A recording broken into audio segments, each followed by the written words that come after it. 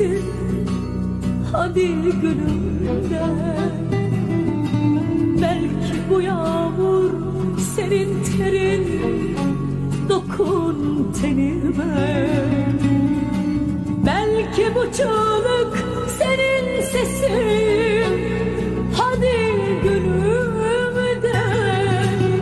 Belki bu sabah güneş sensin, hadi gülümse.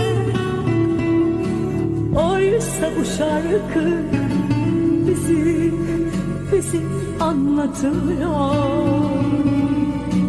Oysa bu şarkı seni çağırıyor. Duy benim sesimi sevgilim. Hani bana gülüm derdin, hani beni çok severdin. Hani bana gülüm derdin, hani beni çok özlerdin. Hasret benim kaderimse artık geri gelemezsin.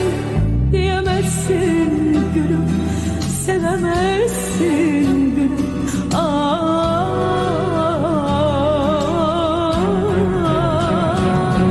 Hani bana gülüm derdin, hani beni çok severdin. Hani bana gülüm derdin, hani beni hep özlerdin.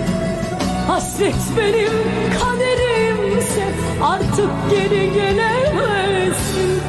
Diyemezsin gülüm, sevemezsin gülüm.